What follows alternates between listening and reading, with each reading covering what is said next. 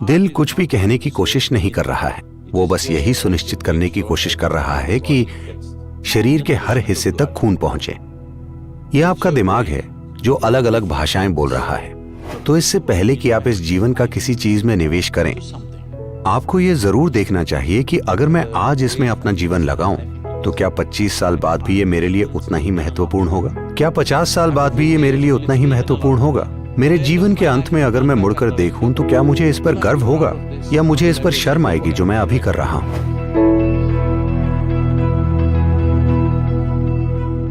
दिल से बस दो आवाजें आती हैं, लबडब। जब तक कि यहां की लड़कियां उसे डिस्टर्ब ना कर रही हों और वो थोड़ा क्रेजी ना हो रहा हो, वरना ये बस दो आवाजें करता है। बाकी की सारी आवाजें आपके दिमाग से आती हैं। ये विचार कि कुछ चीजें दिल से आती हैं और कुछ दिमाग से, ये बस एक उपमा है, लेकिन दुर्भाग्य से कई लोग इसके शाब्दिक अर्थ को सच मानते हैं। एक समय था जब दुनिया के कई हिस्सों में, खासकर अरब में, अरब की चिकित्सा पद्धति का यह मानना था कि लिवर खून को पंप करता है। आपने शायद उर्दू कहावतें सुनी होंगी कलेजे के बारे में। क्या आपने सुनी है?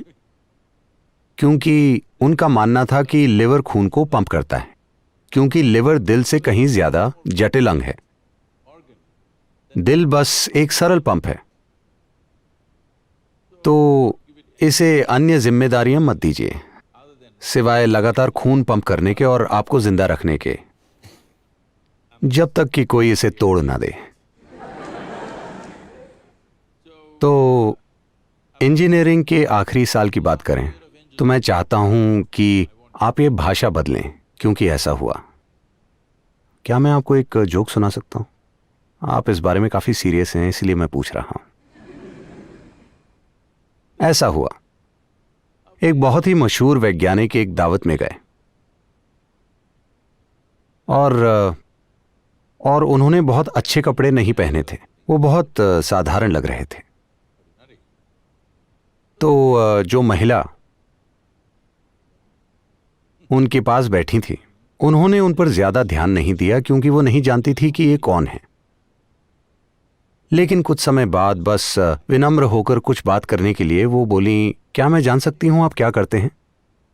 वो बोले, मैं विज्ञान पढ़ रहा हूं। वो बोली, अरे वो तो मैंने 10वीं कक्षा में ही पढ़ ली थी। तो ये सच नहीं है। आप इंजीनियरिंग के आखिरी साल में नहीं हैं, शायद इस कोर्स का आखिरी साल है, लेकिन इंजीनियरिंग का नहीं। क्योंकि अगर आप अपने पूरे जीवन भी इंजीनियरिंग सीखें और जब आप मर रहे होंगे 100 साल बाद, ठीक है, मैं उसे कम नहीं 100 साल कर रहा हूं, 100 साल बाद जब आप मर रहे होंगे तो आप जानेंगे कि अगर आप लगातार सीखते रहे हैं तो भी आप इंजीनियरिंग के बारे में बहुत कम जानते हैं। उस कम जानकारी से भी बहुत सी चीजें होती हैं, ये एक अलग बात है। तो इंजीनियरिंग के आखिरी साल में मत रहिए। मैं जानता हूं कि हो सकता है कोर्स खत्म होने वाला हो, लेकिन इंजीनियरिंग का आखिरी साल नहीं है, ठीक है? तो इंजीनियरिंग, मूल रूप से इंजीनियरिंग का मतलब है चीजों को वैसा बनाना जैसा हम चाहते हैं। हाँ, जब हम कहते हैं कि ये इमारत अच्छे से बनाई गई है, हालांकि मैं ये नहीं कह रहा। अगर हम ये कहें कि ये इमारत अच्छे से बनाई गई है या कोई वाहन अच्छे से बनाया गया है, तो इसका मतलब ये है कि ये वैसा ही काम कर रहा है जैसा हम चाहते हैं। हाँ, इस धरती पर इंजीनियरिंग के कई नमूनों में से, इंजीनियरिंग के कई नमूने हैं। पेड़ एक जबरदस्त इंजीनियरिंग है, पहाड़ भी एक जबरदस्त इंजीनियरिंग है, क्योंकि ये लाखों सालों से खड़ा है। इसका मतलब है कि ये अच्छी इंजीनियरिंग होगी, है ना? हाँ, कोई चीज जो लाखों सालों से खड़ी है तो वो जरूर ही अच्छे से इंजीनियर की गई होगी। इन सभी में से सबसे जटिल इंजीनियरिंग का नमूना हमारा सिस्टम है कि नहीं? हेलो, इंजीनियरिंग के सभी नमूनों में से यह सबसे ज्यादा जटिल है। अब जटिल इंजीनियरिंग होने की वजह से इस पर विशेष स्तर का ध्यान देना जरूरी है, वरना इसे आप समझ नहीं पाएंगे। अब इतना जबरदस्त और जटिल हाईटेक मशीन मिलने के बाद मैं आपसे पूछता हूं, क्या आपने इस मशीन को इस्तेमाल करने के निर्देश पढ़े हैं?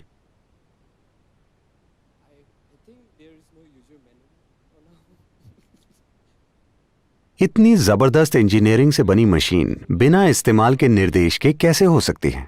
शायद वो आपके गले से लटकी किताब के रूप में ना आई हो जब आप पैदा हुए थे, लेकिन संकेत तो जरूर है ना, कि इसका इस्तेमाल कैसे करना है। क्या यह सच है कि कोई इंसान जो एथलीट, जिम्नास्ट या वैसा कोई होता है, वो अपने शरीर का इस्तेमाल कई लोगों से बेहतर तरीके से करना सीखता है? हाँ, यह स्पष्ट है कि ऐसे लोग कम से कम शरीर की भौतिक इंजीनियरिंग के एक पहलू को चलाने के निर्देश, ऐसा लगता है कि वो भौतिक पहलुओं के निर्देश को पढ़ चुके हैं। क्या यह सच है कि कुछ लोग अपने दिमाग का दूसरों से बेहतर इस्तेमाल कर पाते हैं? तो शायद उन्होंने दिमाग को चलाने के निर्देश पढ़ लिए हैं। तो अब बात है दिल के और दिमाग के निर्देशों की। देखिए, समय यह है कि ज्यादातर लोगों में दिमाग के खिलाफ पूर्व धारणाएं हैं। मुझसे हमेशा यह प्रश्न पूछा जाता है, सद्गुरु, मैं ध्यान करना चाहता हूं लेकिन विचार आ रहे हैं। यह हर जगह पूछा जाता है। मैं उनसे पूछता हूं, देखिए, मैं आपको ध्यान करवाऊंगा और हम लिवर और किडनी और दिल और हर चीज को रोक देंगे, ठीक है? नहीं सद्गुरु। तो आप चाहते हैं कि ध्यान करते समय लिवर काम करे, आप चाहते हैं आपकी किडनी काम करे, स्प्लीन काम करे, दिल काम करे, लेकिन किसी वजह से आप चाहते हैं कि आपका दिमाग काम ना करे। यह बस इसलिए है कि दिमाग एक नया यंत्र है जो आपको विकसित होने की प्रक्रिया में मिला है। दिमाग का इतना विकास कुछ ही समय पहले हुआ है अन्य प्रणालियों के मुकाबले। अगर किसी भी स्तनधारी को काट कर देखें तो उन सभी में ये सभी हिस्से हैं, है ना? जो भी अंग आप में हैं उनमें भी हैं। अगर आप एक मेंढक को भी काटें, क्या आप बायोलॉजी डिपार्टमेंट से हैं? अगर आप मेंढक को भी काटें तो जो भी आप में है वो उसमें भी है ना? बात बस यही है, बड़ा फर्क सिर्फ दिमागी विकास का है जो हाल ही में हुआ है। हाल ही में होने की वजह से ज्यादातर लोग समझ नहीं पाए हैं कि इसे कैसे संभालें। तो इसे चलाने के निर्देश बहुत महत्वपूर्ण है। चलाने के निर्देश तब नहीं पढ़े जाते जब मशीन फेंकने का समय हो। आप उसे पहले कुछ दिनों के भीतर सीखते हैं, है ना? हेलो, अगर आप एक नया फोन खरीदते हैं तो आप उसे चलाने के तरीके पहले 3 दिनों में सीखना चाहेंगे या फिर 3 साल बाद जब आप उसे फेंकने वाले होंगे? पहले 3 दिनों में, है ना? तो यह जानना बहुत जरूरी है कि यह कैसे चलता है।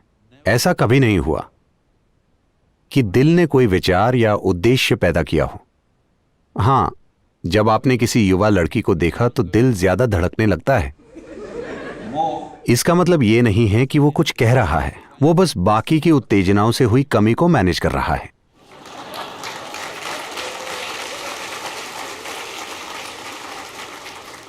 दिल कुछ भी कहने की कोशिश नहीं कर रहा, वो बस कमी पूरी कर रहा है।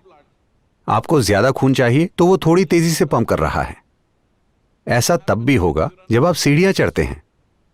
हां, जैसे प्रेम में होने पर सांसें फूलती हैं, वैसे ही सीढ़ियां चढ़ने पर भी फूलती हैं। हां या ना? डर लगने पर भी कई लोगों के साथ ऐसा होता है। तो दिल कुछ भी कहने की कोशिश नहीं कर रहा, वो बस यही निश्चित करने की कोशिश कर रहा है कि शरीर के हर हिस्से तक खून पहुंचे। तो ये आपका दिमाग है जो अलग अलग भाषाएं बोल रहा है। आपकी मातृभाषा क्या है? आपकी मातृभाषा क्या है?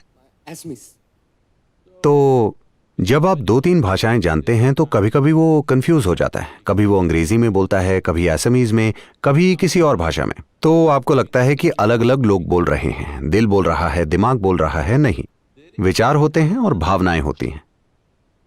लोग सोचते हैं कि ये दोनों चीजें अलग अलग बातें बोल रही हैं। वो अलग अलग बातें नहीं बोल रही। जैसे आपके विचार होते हैं वैसे ही आप में भावनाएं पैदा होती हैं कि नहीं? फिलहाल अगर आप सोचते हैं कि ये धरती की सबसे शानदार व्यक्ति हैं, अगर मैं बस ये सोचूं तो मेरी भावनाएं उनके प्रति मधुर हो जाएंगी। अगर मैं सोचूं कि यह धरती की सबसे भयंकर औरत है, तो मेरी भावनाओं में कड़वाहट आ जाएगी। हाँ या ना? मैं ये भयंकर है ऐसा सोचकर मधुर भावनाएं नहीं रख सकता। मैं ये शानदार है ऐसा सोचकर कड़वी भावनाएं नहीं रख सकता, है कि नहीं?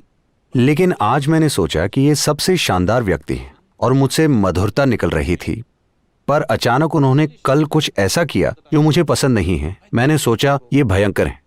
विचारों में तेजी होती है, वो बहुत जल्दी दिशा बदलते हैं। भावनाएं थोड़ी धीमी होती हैं, वो मुड़ने में समय लेती हैं। तो उस दौरान आप संघर्ष करते हैं, मानो दो अलग अलग आयामों की चीजें चल रही हों। क्योंकि विचार एक बात बोल रहा है, पर भावनाएं अब भी मधुर हैं, क्योंकि भयंकर होने में समय लगता है। सभी संघर्ष करते हैं, लेकिन भावनाएं कुछ समय बाद विचारों से मेल खाती हैं या नहीं? हेलो, आज आपने सोचा कि ये शानदार हैं और मधुरता बह रही थी। कल उन्होंने कुछ किया जो आपको नहीं पसंद, आपने सोचा कि ये भयंकर है। विचार स्पष्ट कह रहे हैं कि ये भयंकर है, लेकिन भावनाएं संघर्ष कर रही हैं क्योंकि वो तेजी से मुड़ नहीं सकती। वो मुड़ने में समय लेती हैं, लेकिन 1 हफ्ते, 10 दिन या 2 महीने बाद। ये इस पर निर्भर करता है कि आप कितने गहरे स्तर पर जुड़े हुए हैं। कुछ समय बाद भावनाएं भी विचारों के बराबर आ जाती हैं। भावनाएं भी कहती हैं, हाँ वो भयंकर है तो उसके खिलाफ हो जाना चाहिए। तो ये दोनों अलग अलग भाषाएं नहीं बोल रहे। एक तेज है और दूसरी की गति थोड़ी धीमी है। तो ऐसा लग सकता है कि वो अलग अलग भाषाएं बोल रहे हैं। अगर सवाल ये हो कि आप करना क्या चाहते हैं, तो आपको स्पष्ट तरीके से सोचना चाहिए। यह बहुत जरूरी है। स्पष्ट सोचने का मतलब है कि प्रश्न ये नहीं है कि मुझे ये कैसे मिलेगा, मुझे वो कैसे मिलेगा। क्या आपका जीवन आपके लिए कीमती है? मैं आप सभी से पूछ रहा हूं, आपका जीवन क्या ये आपके लिए कीमती है? तो इस जीवन का किसी चीज में निवेश करने से पहले आपको ये देखना चाहिए कि अगर मैं आज इसमें अपना जीवन लगाऊं तो 25 सालों बाद भी क्या ये मेरे लिए उतना ही मायने रखेगा? 50 सालों बाद भी क्या ये मेरे लिए उतना ही मायने रखेगा? मेरे जीवन के अंत में अगर मैं मुड़कर देखूं तो क्या मुझे इस पर गर्व होगा या मुझे इस पर शर्म आएगी, जो भी मैं अभी कर रहा हूं? इससे फर्क नहीं पड़ता कि दूसरे लोग क्या कहते हैं, लेकिन आपको ऐसा कुछ नहीं करना चाहिए जिस पर आपको शर्म आए, है कि नहीं? लोग बहुत सी चीजें कहते हैं, उससे फर्क नहीं पड़ता। हर किसी की अपनी राय होती है, ये उनका काम है। लेकिन आपको कुछ ऐसा नहीं करना चाहिए जिस पर आपको शर्म आए, है कि नहीं? तब आप अपने ही खिलाफ हो जाएंगे। कोई आपके खिलाफ हो जाए तो आप उन्हें छोड़कर कहीं और जा सकते हैं, लेकिन अगर आप खुद के ही खिलाफ हो जाएंगे तो आपको हमेशा उसके साथ जीना पड़ेगा। तो आपको यही चीज देखनी है। किसी चीज से आपको पैसा मिलेगा, किसी चीज से आपको आराम मिलेगा, बात यह नहीं है। आप जो काम करने का फैसला लेते हैं, क्या उससे आपको जीवन मिलेगा? जीवन मिलने से मेरा मतलब है, क्या आप बस जीवन चलाने की कोशिश कर रहे हैं या आप इससे अपना जीवन बनाना चाहते हैं? यह महत्वपूर्ण है। जीवन चलाना कोई मुद्दा नहीं। एक कीड़ा, एक पतंगा, एक पंछी और एक जानवर सभी अपना जीवन चला रहे हैं, है कि नहीं? ये उससे अपना जीवन भी बना रहे हैं, लेकिन अपना जीवन तो निश्चित रूप से चला रहे हैं। तो इतने बड़े दिमाग के होते हुए जीवन चलाना कोई मुद्दा नहीं है। भोजन पाना कोई मुद्दा नहीं है। जीवन चलाना कोई मुद्दा नहीं है। सिर्फ एक ही समस्या है कि आप किसी दूसरे की तरह जीना चाहते हैं। ये ना खत्म होने वाली समस्या है। मैं जीना चाहता हूं, ये कोई समस्या नहीं है। मैं आपकी तरह जीना चाहता हूं, ये एक समस्या है। तो ये जरूरी है। अगर आप अपने जीवन को कीमती मानते हैं तो आपको यह सुनिश्चित करना चाहिए कि आप इससे एक शानदार जीवन बनाते हैं। जो भी काम उस दिशा में ले जाए, आपको वही करना चाहिए। लेकिन जब आप आसपास के लोगों के दबाव में हैं, कोई कहता है मैं अमेरिका जा रहा हूं, कोई कहता है मैं सरकारी नौकरी करूंगा, कोई कहता है मैं ये करूंगा, तो एक चीज जो आप सभी को जीवन में बड़े निर्णय लेने से पहले करनी चाहिए कि साथियों, प्रोफेसरों, माता